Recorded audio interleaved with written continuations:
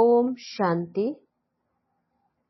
आज 10 जुलाई 2025 बाप दादा के मधुर महावाक्य। बाबा कहते, मीठे बच्चे, देही अभिमान छोड़ देही अभिमानी बनो। देही अभिमानियों को ही ईश्वरीय संप्रदाय कहा जाता है। प्रश्न है, तुम बच्चे अभी जो सत्संग करते हो ये दूसरे सत्संगों से निराला है, कैसे? उत्तर है, यही एक सत्संग है जिसमें तुम आत्मा और परमात्मा का ज्ञान सुनते हो। यहाँ पढ़ाई होती है, एम ऑब्जेक्ट भी सामने है। दूसरे सत्संगों में न पढ़ाई होती है न कोई एम ऑब्जेक्ट है। ओम शांति। रूहानी बच्चों प्रति रूहानी बाप समझा रहे हैं। रूहानी बच्चे सुन रहे हैं। पहले पहले बाप समझाते हैं, जब भी बैठो तो अपने को आत्मा समझ कर बैठो, देह न समझो। देह अभिमानियों को आसुरी संप्रदाय कहा जाता है।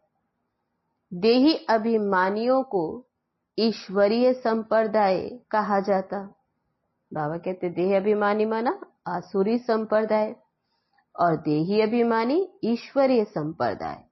ईश्वर को देह है नहीं, वह सदैव आत्म अभिमानी है। वह है सुप्रीम आत्मा, सभी आत्माओं का बाप। परम आत्मा अर्थात ऊंचे ते ऊंचा।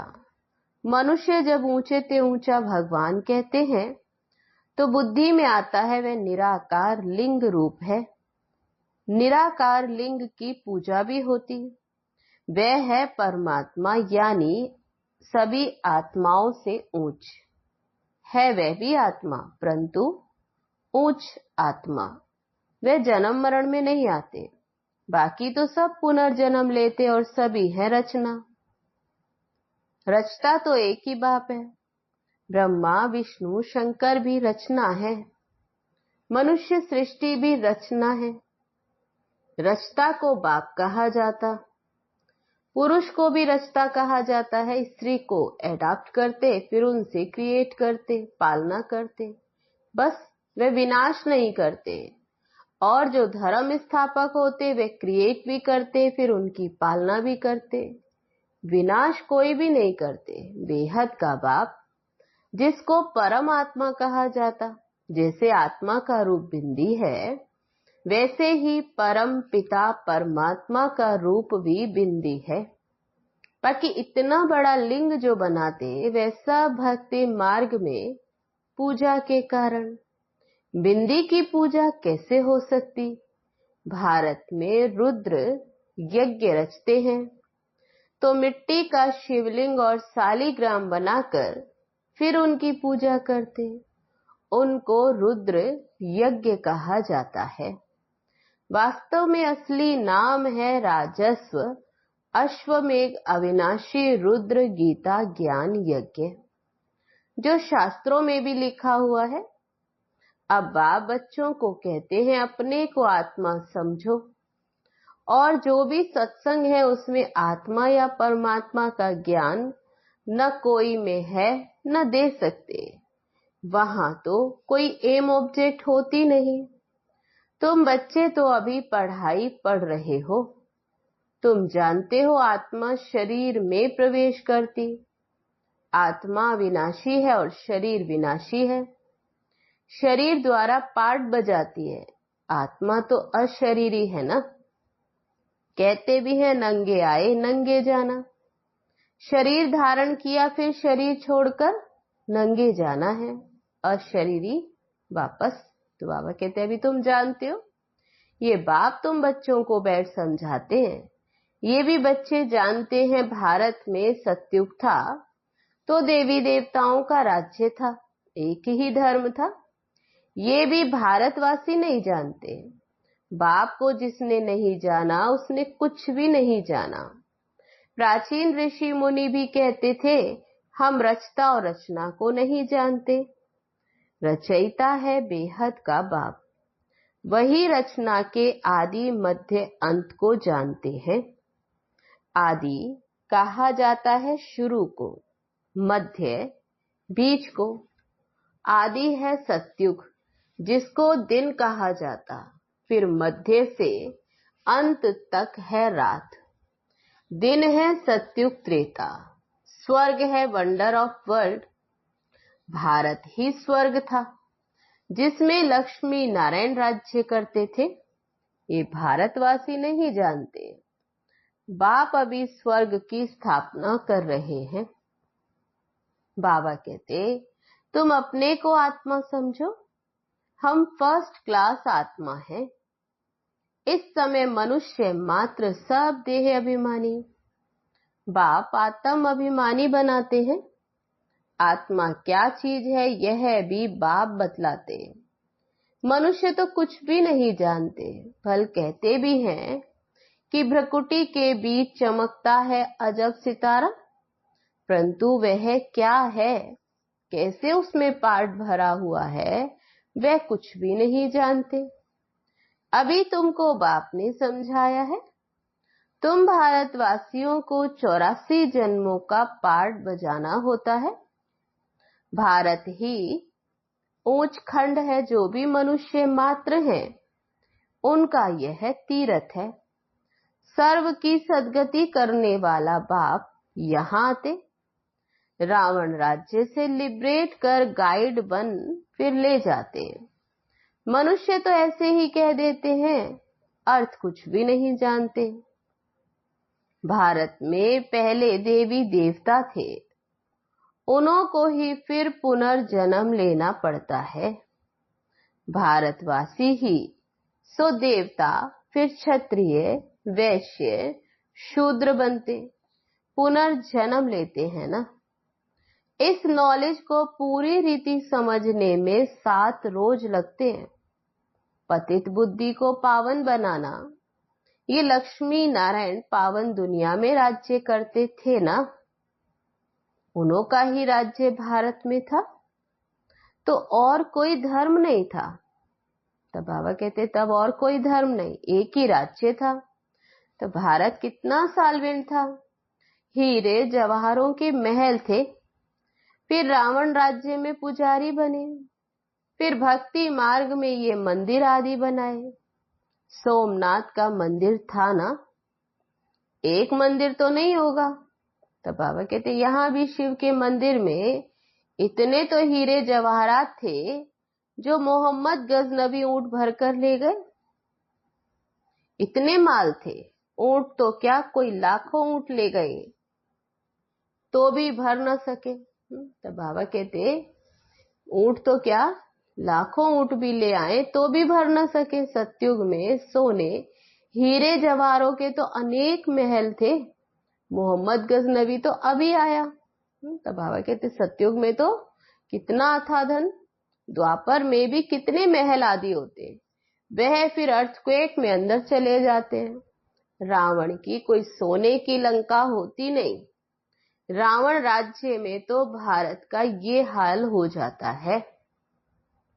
100% इरिलीजियस, अनराइटियस, इंसॉल्वेंट, पतित, विशेष नई दुनिया को कहा जाता है वाइसलेस। भारत शिवालय था जिसको वंडर ऑफ वर्ल्ड कहा जाता। बहुत थोड़े मनुष्य थे, अभी तो करोड़ों मनुष्य हैं। तो विचार करना चाहिए, अभी तुम बच्चों के लिए ये पुरुषोत्तम संगम युग है, जबकि बाप तुमको पुरुषोत्तम पारस बुद्धि बना रहे हैं। बाप मनुष्य से देवता बनने की तुम्हें सुमत, श्रेष्ठ मत देते। बाप की मत के लिए ही गाया जाता तुम्हारी गत मत न्यारी है। इसका भी अर्थ कोई नहीं जानते। बाप समझाते हैं, मैं ऐसी श्रेष्ठ मत देता हूं जो तुम देवता बन जाते हो। अब कलयुग पूरा होता, पुरानी दुनिया का विनाश भी सामने खड़ा है। मनुष्य बिल्कुल ही घोर अंधियारे में कुंभकर्ण की नींद में सोए पड़े, क्योंकि कहते हैं शास्त्रों में लिखा है कलयुग तो अभी बच्चा है, 40,000 वर्ष पड़े हैं। 84 लाख योनियां समझने के कारण कल्प की आयु लंबी चौड़ी कर दी। वास्तव में है 5000 वर्ष की बात। बाबा कहते तुम 84 जन्म लेते हो, ना कि 84 लाख।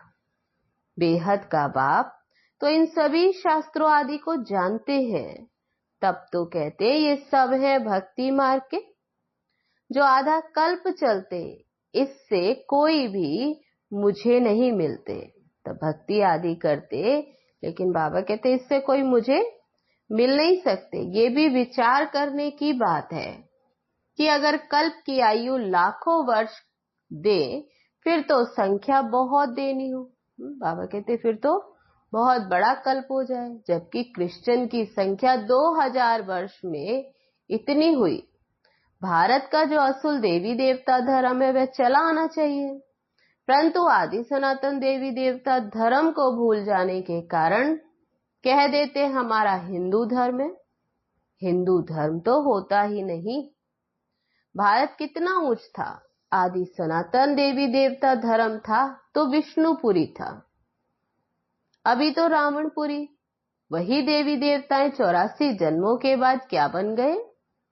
देवताओं को वाइसलेस समझ, अपने को विशेष समझ उन्हों की पूजा करते। सत्युग में भारत वाइसलेस था, नई दुनिया थी जिसको नया भारत कहते हैं। ये है पुराना भारत।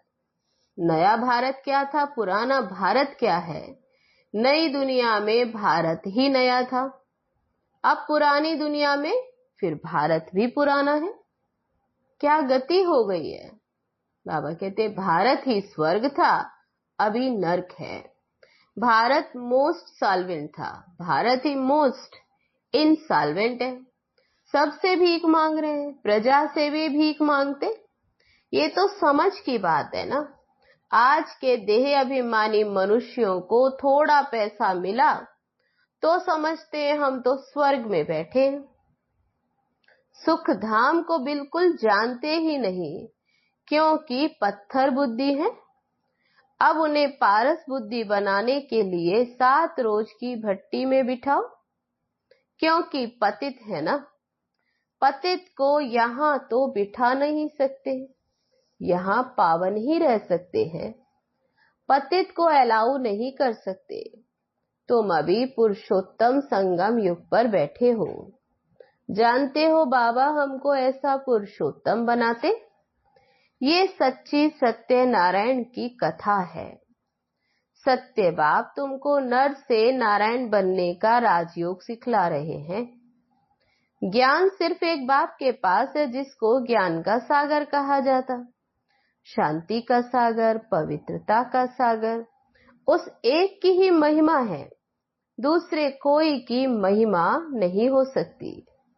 देवताओं की महिमा अलग है, तब बाप की जो महिमा, बाबा कहते वह महिमा और किसी की हो नहीं सकती। देवताओं की महिमा अलग तो परम पिता परमात्मा शिव की महिमा अलग है।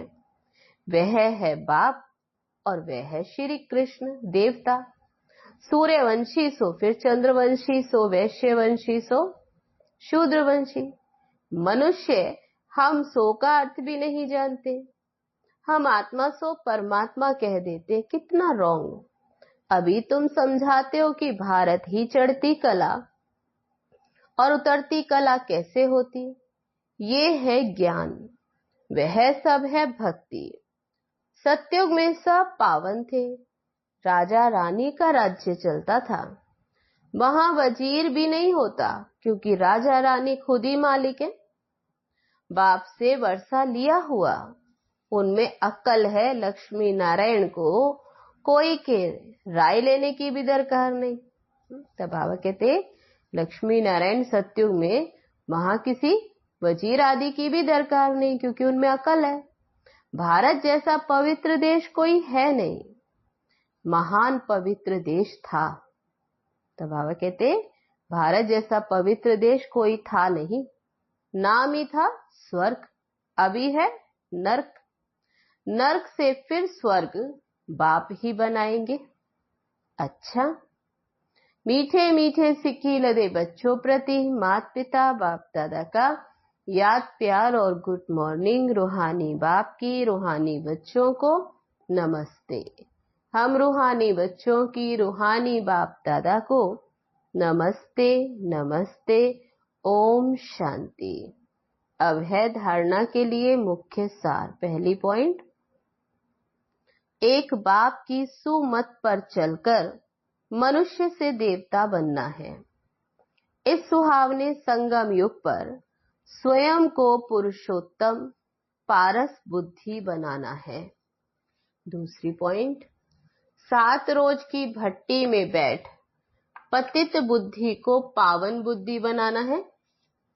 सत्य बाप से सत्य नारायण की सच्ची कथा सुन नर से नारायण बनना है। वरदान है आज का, हर खजाने को बाप के डायरेक्शन प्रमाण कार्य में लगाने वाले ऑनेस्ट व ईमानदार भव। ऑनेस्ट अर्थात ईमानदार उसे कहा जाता जो बाप के प्राप्त खजानों को बाप के डायरेक्शन बिना किसी भी कार्य में नहीं लगाए। अगर समय, वाणी, कर्म, श्वास व संकल्प पर मत या संग दोष में व्यर्थ तरफ गवाते हो, स्वचिंतन के बजाय पर चिंतन करते हो, स्वमान की बजाय किसी भी प्रकार के अभिमान में आते हो, श्री मत के बदले मन मत के आधार पर चलते हो, तो ऑनेस्ट नहीं कहेंगे। ये सब खजाने विश्व कल्याण के लिए मिले हैं, तो उसी में ही लगाना, यही है ऑनेस्ट बनना। स्लोगन है आज का, अपोजिशन माया से करनी है, दैवी परिवार से नहीं। अब है अव्यक्त इशारा। संकल्पों की शक्ति जमा कर श्रेष्ठ सेवा के निमित्त बनो। सभी आत्माएं एक ही बेहद का परिवार है। अपने परिवार की कोई भी आत्मा वरदान से वंचित न रह जाए, ऐसे उमंग उत्साह का श्रेष्ठ संकल्प दिल में सदा रहे। अपनी प्रवृत्तियों में ही बिजी नहीं रहना, बेहद की स्टेज पर स्थित हो बेहद की आत्माओं की सेवा का श्रेष्ठ संकल्प करो। यही सफलता का सहज साधन है। अच्छा, ओम शांति।